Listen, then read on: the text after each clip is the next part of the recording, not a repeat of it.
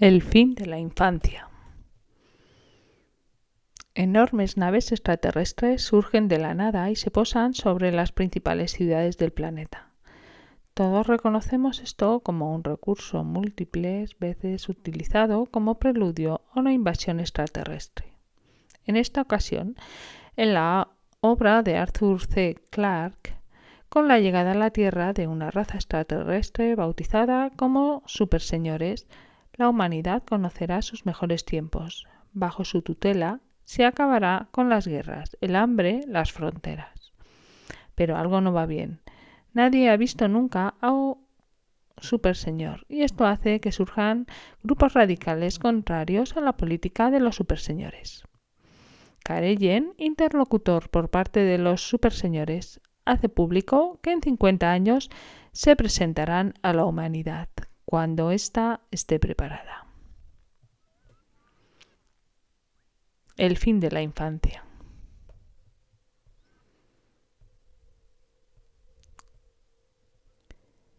Prólogo. El volcán que había alzado Ataratua desde los fondos del Pacífico dormía desde hacía 500.000 de años. Sin embargo, muy pronto, pensó Reynolds, unos fuegos más violentos arrasarán otra vez la isla. Miró la plataforma y alzó los ojos hacia la pirámide de andamios que rodeaban aún al Columbus. La proa de la nave, a 60 metros de altura, reflejaba los últimos rayos del sol. Era una de las últimas noches del cohete. Luego flotaría en la eterna luz solar del espacio. Todo estaba tranquilo, bajo las palmeras, en lo más alto del rocoso espinazo de la isla. Solo se oía el silbido intermitente de los compresores neumáticos o la voz apagada de los obreros. Reynolds se había encariñado con estas apretadas palmeras. Venía aquí casi todas las noches a vigilar su pequeño imperio. Le entristecía pensar que cuando el Columbus se elevara hacia los astros, envuelto en furiosas llamas, estos árboles quedarían reducidos a átomos. A 1 kilómetro de la costa, el James Forestal había encendido los reflectores y barría las aguas oscuras. El sol había desaparecido y la rápida noche tropical se elevaba desde el este. Reynolds se preguntó, con un poco de sorna, si esperarían encontrar submarinos rusos tan cerca de la orilla. Rusia le hizo pensar, como siempre, en Conrad y aquella mañana de la catastrófica primavera de 1945. Habían pasado más de 30 años, pero no podía olvidar los días en que el Reich se tambaleaba bajo las olas que venían del este y del oeste. Todavía podía ver los cansados ojos azules de Conrad y su barbita de oro mientras se daban la mano y se separaban en la arruinada aldea de Prusia, atravesada incesantemente por columnas de refugiados. Había sido una separación que simbolizaba todo lo que había ocurrido desde entonces en el mundo. La grieta abierta entre el este y el oeste. Conrad había elegido el camino de Moscú. Reynolds había pensado que Conrad estaba loco, pero ahora ya no se sentía tan seguro. Durante 30 años había creído que Conrad ya no vivía. Hacía una semana el coronel Sandmeyer del servicio secreto le había traído las últimas novedades. Sandmeyer no le gustaba y estaba seguro de que el otro sentía lo mismo. Pero ninguno de los dos permitía que los sentimientos interfirieran en el trabajo. Señor Hoffman, había comenzado a decir el coronel exhibiendo lo mejor de su cortesía profesional. Acabo de recibir algunos alarmantes informes de Washington.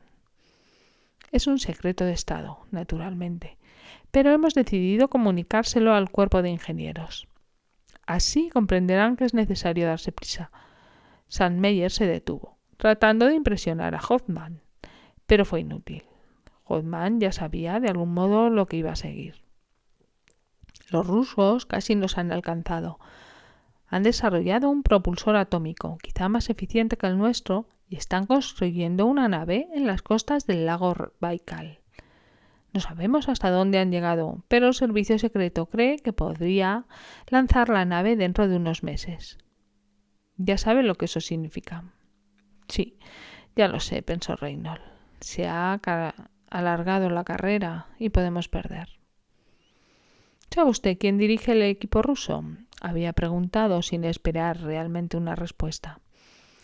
El coronel Sandmeyer había mostrado al sorprendido Reynolds una hoja escrita a máquina y allí, encabezando una lista, estaba el nombre: Konrad Schneider.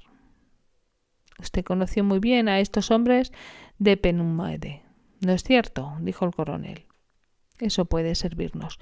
Me gustaría que preparase usted unas notas sobre el mayor número posible de esos hombres, la especialidad de cada uno, el grado de inteligencia y otras cosas similares. Sé que es demasiado pedir después de tanto tiempo, pero haga lo posible. Konrad Schneider es el único que importa, había respondido Reynolds. Tenía talento. Los otros no eran más que ingenieros competentes. Solo el cielo sabe la que ha hecho en 30 años. No lo olvide. Schneider conoce probablemente todos nuestros resultados y nosotros no conocemos ninguno de los suyos.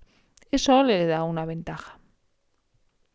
Reynolds no había pretendido criticar al servicio secreto, pero durante unos instantes Sandmeyer pareció ofendido. Al fin el coronel se encogió de hombros. Puede no servirles de nada. No lo ha dicho usted mismo. Nuestro intercambio de información significa progreso más rápido, aunque dejemos escapar algunos secretos. Es posible que las oficinas rusas de investigación ignoren la mayor parte del tiempo lo que hace su propia gente. Demostraremos que la democracia puede ser la primera en llegar a la luna. La democracia. Tonterías, pensó Reynolds, pero calló, prudente. Un Konrad Schneider valía 1 millón de votos. ¿Y qué no habría hecho Konrad con todos los recursos de la URSS a su alcance? Quizá en ese mismo instante su nave se desprendía de la Tierra. El sol, que había dejado Taratua, brillaba aún sobre el lago Baikal, cuando Konrad Schneider y el comisario del Instituto de Ciencia Nuclear se alejaron lentamente de la plataforma donde se había probado el motor.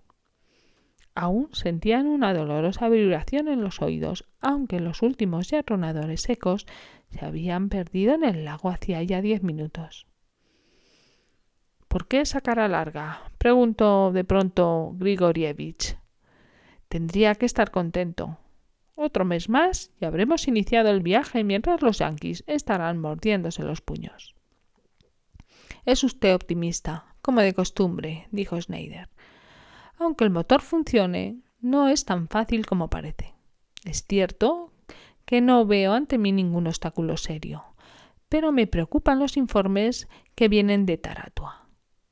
Ya le he hablado del valor de Hoffman y dispone de billones de dólares. Esas fotografías de la nave son algo borrosas, pero no parece faltarles mucho.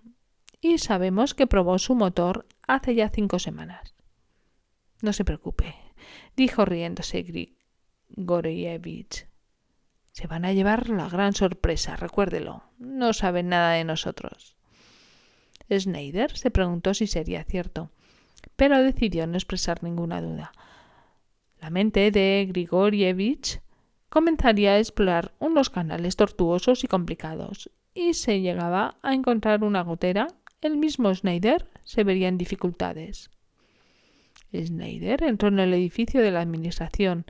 Había aquí tantos soldados, pensó sobriamente, como técnicos.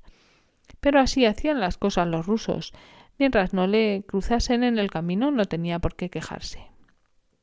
Todo, con algunas exasperantes excepciones, se había desarrollado tal como lo habían previsto. Solo el futuro podía decir quién había elegido mejor, él o Reynolds. Redactaba un último informe cuando unos gritos lo interrumpieron. Durante unos instantes permaneció inmóvil, sentado ante su escritorio, preguntándose qué podía haber alterado la rígida disciplina del campamento. Luego se incorporó y se acercó a la ventana, y por primera vez en su vida supo lo que era la desesperación. Rodeado de estrellas, Reynolds descendió por la falda de la colina. Afuera, en el mar, El forestal barría todavía el agua con unos dedos luminosos. En la bahía los andamios que rodeaban el Columbus eran ahora un brillante árbol de Navidad. Solo la elevada proa de la nave se alzaba como una sombra oscura entre los astros. Una radio lanzaba una estridente música de baile desde los animados cuarteles y los pasos de Reynolds se aceleraron mecánicamente siguiendo el ritmo de la música. Había llegado casi al estrecho sendero que bordeaba las arenas, cuando algún presentimiento, algo apenas atisbado, lo obligó a detenerse. Perplejo, miró primero el mar y luego la tierra. Pasaron unos instantes antes que pensara en mirar al cielo. Reinhold Hoffmann supo entonces, como Konrad Schneider en ese mismo instante, que había perdido la carrera. Y supo que la había perdido no por esas pocas semanas o meses que habían estado amenazándolos, sino por milenios. Las sombras enormes y silenciosas que navegaban bajo las estrellas, a una altura que Reinhold era incapaz de imaginar, estaban tan alejadas del pequeño Columbus como este de las canoas paleolíticas. Durante un instante que pareció eterno, Reinhold observó, junto con el mundo entero, cómo las grandes naves descendían con una majestad abrumadora, hasta que oyó al final el débil chillido de la fricción en el enrarecido aire de la atmósfera. Reinhold no se sintió apenado porque el trabajo de toda su vida se le derrumbase de pronto. Había luchado para que el hombre llegase a las estrellas y ahora, en el instante del triunfo, las estrellas, las apartadas e indiferentes estrellas, venían a él. En ese instante la historia suspendía su aliento y el presente se abría en dos separándose del pasado, como un témpano que se desprende de los fríos acantilados paternos y se lanza al mar, a navegar solitario y orgulloso. Todo lo obtenido en las eras del pasado no era nada ahora. En el cerebro de Reinhold sonaban y resonaban los ecos de un único pensamiento. La raza humana ya no estaba sola. Capítulo 1. La tierra de los superseñores. El secretario general de las Naciones Unidas, de pie e inmóvil junto a la larga ventana, miraba fijamente el apretado tránsito de la calle 43. A veces se preguntaba si convendría que un hombre trabajase a una altura tal por encima de sus semejantes. El aislamiento estaba muy bien, pero podía convertirse fácilmente en indiferencia. ¿O solo estaba tratando de racionalizar su desagrado por los rascacielos, aún intacto después de 20 años de vivir en Nueva York? Oyó que se abría la puerta, pero no se volvió. Pieter Van River entró en la oficina. Sobrevino la inevitable pausa mientras Pieter miraba con desaprobación el termostato. Todo el mundo repetía la broma de que al secretario general le gustaba vivir en una heladera. Stormgren esperó a que su ayudante se acercase al fin. Apartó los ojos de aquel familiar, pero siempre fascinante panorama. Se ha retrasado, dijo. Wainwright debía de estar aquí desde hace 5 minutos. Acabo de hablar con la policía. Lo acompaña una verdadera procesión y han desordenado el tránsito. Llegará de un momento a otro. Van River se detuvo y luego añadió abruptamente. ¿Está usted todavía seguro de que es una buena idea la de verse con él? Temo que sea un poco tarde para arrepentirse. Al fin y al cabo, me mostré de acuerdo, aunque usted sabe que no fui yo quien tuvo esa idea. Stormgren se había acercado al escritorio y estaba jugando con su famoso pisapapeles de ucranio. No estaba nervioso, solo indeciso. Hasta le alegraba que Wainwright llegase tarde, pues eso le daría una pequeña ventaja moral en el momento de iniciarse la conferencia. Tales trivialidades tienen más importancia en los asuntos humanos que la deseada por cualquiera persona lógica y razonable. Ahí están, dijo de pronto Van River, apretando la cara contra la ventana. Vienen por la avenida. Son casi unos 3000, me parece. Stromgren recogió una libreta de notas y se unió a su ayudante.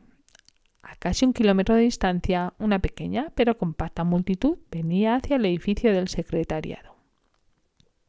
Traían unos estandartes y carteles desde aquí indescifrables, pero Strongheim sabía muy bien qué decían. Ahora ya se podía oír, elevándose por encima de los ruidos del tránsito, el inevitable coro de voces. Strongheim se sintió bañado por una repentina ola de disgusto. No estaba harto el mundo de ese desfile de multitudes y de esos inflamados lemas. La multitud había llegado ahora frente al edificio. Debían de saber, Strongheim los miraba, pues aquí y allí unos puños se elevaron en el aire.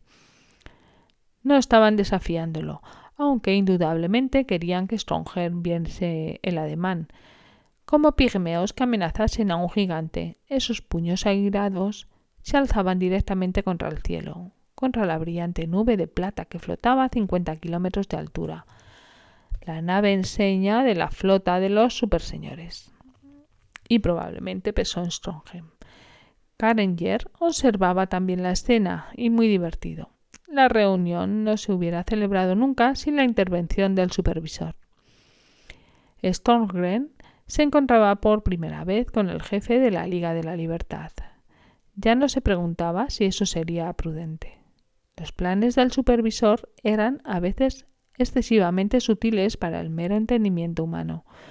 Por lo menos Strongheim no creía que pudiesen hacer de allí mal alguno. Si se hubiese rehusado a ver a Wainwright, la Liga hubiera utilizado esa actitud como un arma. Alexander Wainwright era un hombre alto, elegante, de unos 50 años, totalmente honesto y por lo mismo doblemente peligroso, pues su obvia sinceridad hacía difícil no gustar de él, aunque uno no simpatizara con sus ideales y con algunos de los hombres que había atraído a sus filas. Strongheim no perdió tiempo una vez que Van River los presentó brevemente y con cierta tirantez. Supongo, comenzó a decir, que el objeto principal de su visita es el de protestar formalmente contra el esquema de la Federación, ¿no es así? Wainwright asintió gravemente con un movimiento de cabeza. Esa es mi intención, señor secretario. Como usted sabe, hemos tratado durante todo este último lustro de hacer comprender a la raza humana el peligro que la acecha. Ha sido una tarea difícil, pues casi nadie parece lamentar que los superseñores gobiernen el mundo a su antojo. Sin embargo, más de 5 millones de patriotas y de todos los países han firmado nuestra petición. ¿No es un número muy impresionante en una población de 2,5 billones? Es un número que no puede ser ignorado, señor. Y por cada persona que ha decidido firmar, hay otros muchos que dudan de la sabiduría, para no mencionar la justicia, de este proyecto de federación. Ni el supervisor Karenger, con todos sus poderes, puede borrar 1000 años de historia de un solo plumazo. ¿Quién conoce los poderes de Karenger?, replicó Strongheim. Cuando yo era un niño, la Federación Europea parecía un sueño. Pero antes de que yo llegase a la madurez ya era realidad. Y eso ocurrió antes de la llegada de los superseñores. Karenger no hace más que terminar el trabajo comenzado por nosotros. Europa era una unidad geográfica y cultural. El mundo no. Esa es la diferencia. Para los superseñores, replicó Strongheim sarcásticamente, la Tierra es quizá bastante más pequeña que Europa para nuestros padres, y el punto de vista de esas criaturas, hay que reconocerlo, es más evolucionado que el nuestro. No me opongo a la idea de una federación como último objetivo, aunque muchos de mis adherentes no estén de acuerdo. Pero esa federación tiene que nacer desde dentro, no puede ser impuesta desde fuera. Hemos de elaborar nuestro propio destino. No queremos interferencias en los asuntos humanos. Strongheim suspiró. Había oído todo eso cientos de veces y sabía que solo había una respuesta, una antigua respuesta que la Liga no estaba dispuesta a aceptar. Él confiaba en Karenger y ellos no. Esa era la diferencia más importante y nada podía hacerse a ese respecto. Por suerte, la Liga tampoco podía hacer nada. Permítame hacerle algunas preguntas, dijo. ¿Puede negar que los superseñores han traído seguridad, paz y prosperidad a todo el mundo? Es cierto, pero nos han privado de la libertad, no solo de pan. Vive el hombre, ya lo sé. Pero por primera vez, el hombre está seguro de poder conseguir por lo menos eso. Y de cualquier modo, ¿qué libertad hemos perdido en relación con la que nos han dado los superseñores? La libertad de gobernar nuestras propias vidas, guiados por la mano de Dios. Al fin, pensó Stormgren, hemos llegado a la raíz del asunto. El conflicto era esencialmente religioso, aunque adoptase numerosos disfraces. Wainwright no permitía olvidar que era un clérigo, aunque ya no usase el cuellito clerical. Sí tenía la constante impresión de que el aditamento estaba todavía allí. El mes pasado, apuntó Strongheim, un centenar de obispos, cardenales y rabinos firmaron una declaración en apoyo de la política del supervisor. El mundo religioso está contra usted. Wainwright sacudió agriamente la cabeza. Muchos jefes están ciegos. Han sido corrompidos por los superseñores. Cuando comprendan el peligro será demasiado tarde. La humanidad habrá perdido su iniciativa y será solo una raza subyugada. El silencio se prolongó durante un rato. Al fin Stormgren replicó. Dentro de 3 días volveré a encontrarme con el supervisor. Le explicaré sus objeciones, pues es mi deber representar los puntos de vista de todo el mundo. Pero eso no alterará nada. Puedo asegurárselo. Hay otra cuestión, dijo Wainwright lentamente. Tenemos muchas quejas contra los superseñores, pero detestamos sobre todas las cosas esa manía de ocultarse. Usted es el único hombre que ha hablado con Karenger, y ni siquiera usted lo ha visto. ¿Puede sorprender acaso nuestra desconfianza? ¿A pesar de todo lo que ha hecho en favor de la humanidad? Sí, a pesar de eso. No sé qué nos ofende más, una omnipotencia o esa vida secreta. Si no tiene nada que ocultar, ¿por qué no se muestra abiertamente? La próxima vez que hable con el supervisor, señor Stormgren, pregúntele eso. Stormgren calló. No tenía nada que decir, nada por lo menos que pudiera convencer a ese hombre. A veces se preguntaba si el mismo Stormgren estaría convencido. Fue, por supuesto, una operación sin importancia desde el punto de vista de los superseñores, pero para la Tierra no hubo, en toda su historia, un acontecimiento más extraordinario. Las grandes naves descendieron desde los inmensos y desconocidos abismos del espacio sin ningún aviso previo. Innumerables veces se había descrito ese día en cuentos y novelas, pero nadie había creído que llegaría a ocurrir. Y ahora allí estaban, las formas silenciosas y relucientes, suspendidas sobre todos los países como símbolos de una ciencia que el hombre no podría dominar hasta después de muchos siglos. Durante 6 días habían flotado inmóviles sobre las ciudades sin reconocer aparentemente la existencia del hombre. Pero no era necesario. Esas naves no habían ido a pararse tan precisamente y solo por casualidad sobre Nueva York, Londres, París, Moscú, Roma, Ciudad del Cabo, Tokio, Canberra. Aún antes que aquellos días aterradores terminaran, algunos ya habían sospechado la verdad.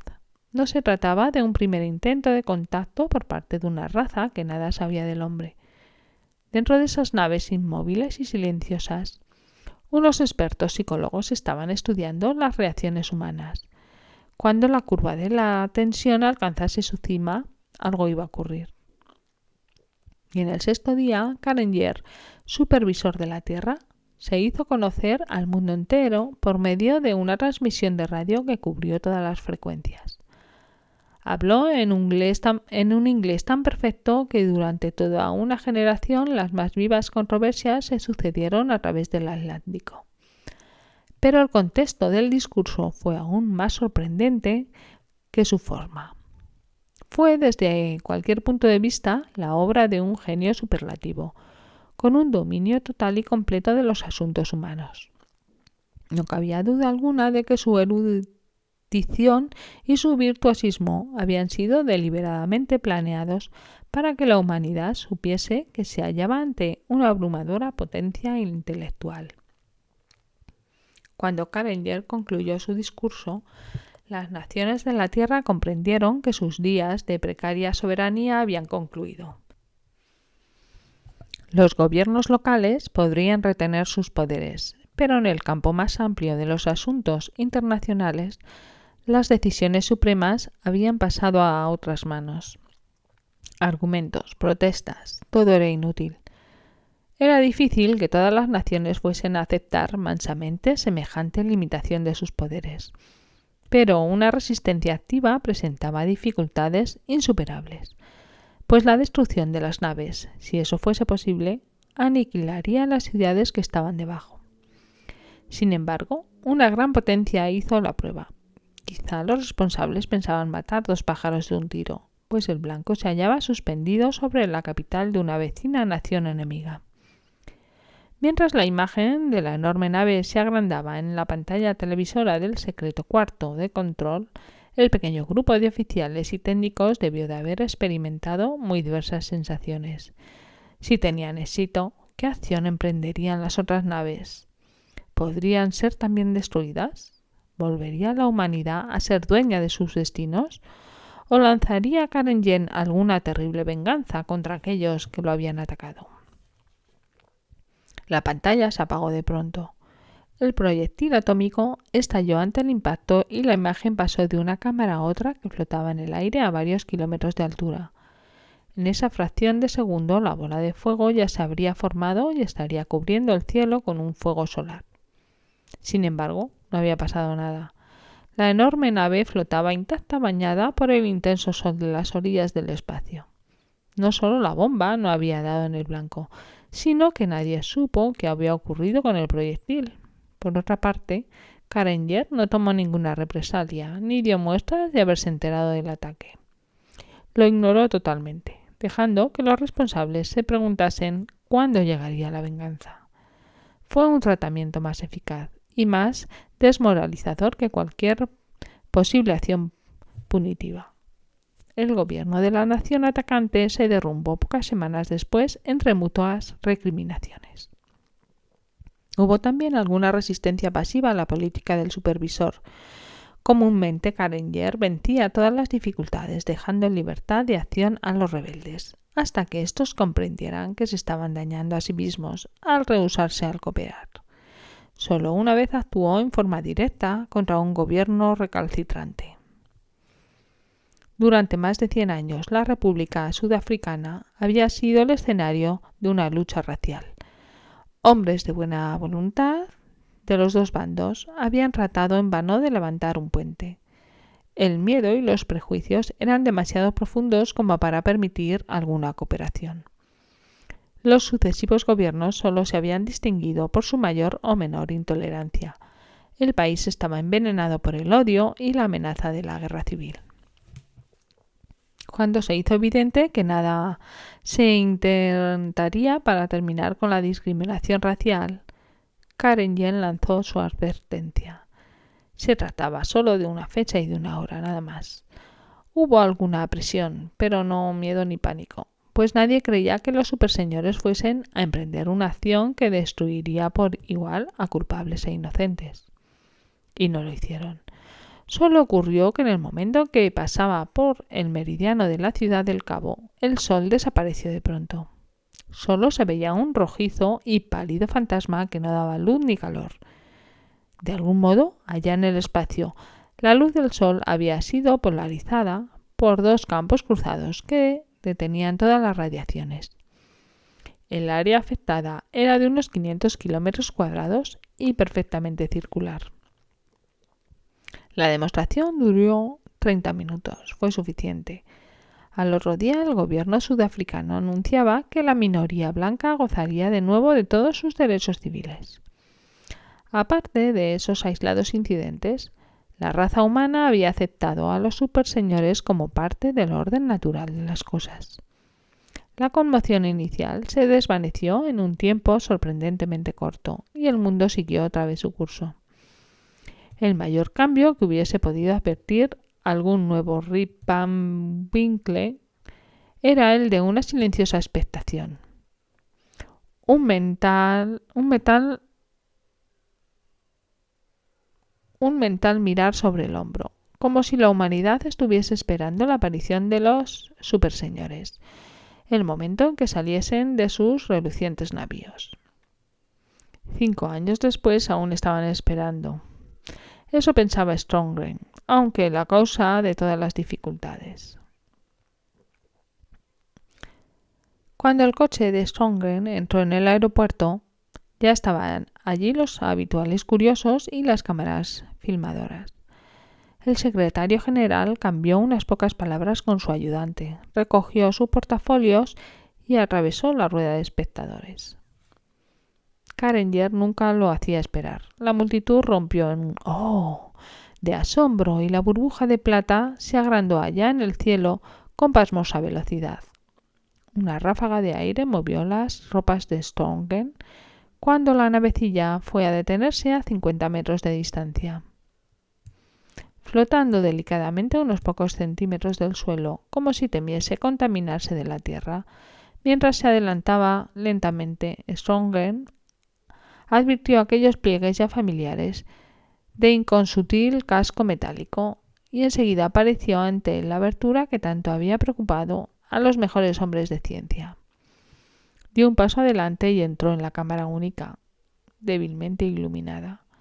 La entrada volvió a cerrarse, como si nunca hubiese estado allí, borrando los ruidos y las escenas del mundo exterior. 5 minutos más tarde volvió a abrirse, aunque no había tenido ninguna sensación de movimiento. Strongren sabía que estaba ahora en una altura de 50 kilómetros, en el mismo corazón de la nave de Karenger. Los superseñores iban y venían alrededor de Strongren, ocupados en sus misteriosos asuntos.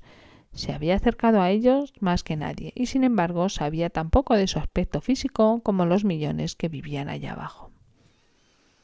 La salita de conferencias, situada en el fondo de un corto pasillo, no tenía más muebles que una silla y una mesa instaladas ante una pantalla. Nada informaba la pantalla acerca de las criaturas que la habían construido. Estaba en blanco ahora, como siempre. A veces en sueños, Strongren había imaginado que aquella oscura superficie se animaba de pronto, revelando el secreto que atormentaba el mundo entero. Pero el sueño no se había realizado nunca. Detrás del rectángulo, en sombra, se ocultaba un misterioso impenetrable. Aunque se ocultaba también allí poder y sabiduría, y sobre todo quizá un enorme y divertido cariño por aquellas criaturas que se arrastraban por la tierra.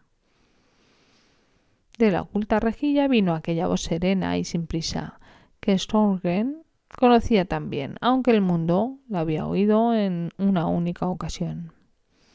Su profundidad y resonancia, únicos indicios acerca de la naturaleza física de Karenger, daba una abrumadora impresión de gran tamaño. Karenger era grande, quizá mucho más grande que un ser humano, aunque algunos hombres de ciencia, después de haber analizado los registros de su único discurso, habían sugerido que la voz provenía de una máquina.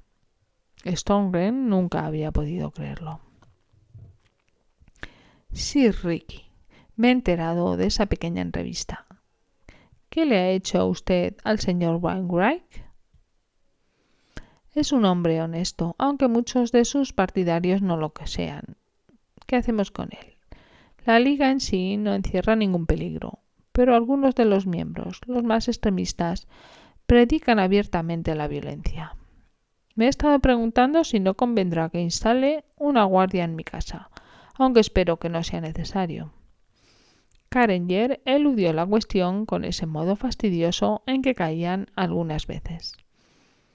Los detalles de la Federación Mundial se conocen desde hace un mes. ¿Ha aumentado sustancialmente ese 7% que no está de acuerdo conmigo o ese otro indeciso 12%? No todavía, pero eso no tiene importancia. Lo que me preocupa es ese sentimiento, difundido aún entre nuestros partidarios, de que esta ocultación tiene que terminar. El suspiro de Karenger fue técnicamente perfecto, pero le faltó convicción. Usted opina lo mismo, ¿no es así? La pregunta era tan retórica que Strongren no se molestó en responder. Me pregunto si apreciará usted realmente, continuó muy serio, cómo complica mi tarea este estado de cosas. A mí tampoco me ayuda mucho, dijo Carenger.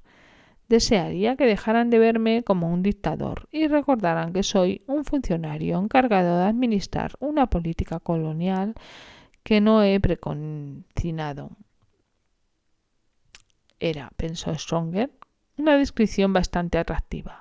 Se preguntó hasta qué punto sería verdadera. No puede, por lo menos, explicarnos de algún modo esa ocultación. No la entendemos y nos preocupa y da origen a incesantes rumores. Carenger emitió aquella risa rica y profunda de una resonancia excesiva para ser realmente humana. ¿Qué se supone que soy ahora? ¿Todavía circula la teoría del robot? Puede que sea una masa de válvulas electrónicas y no esa especie de 100 pies. Oh, sí, he visto esa caricatura del Chicago Tribune. He estado pensando en solicitar el original. Stormgren apretó los labios. En ciertas ocasiones Carenger se tomaba sus deberes muy a la ligera. Esto es serio, dijo con un tono de reproche.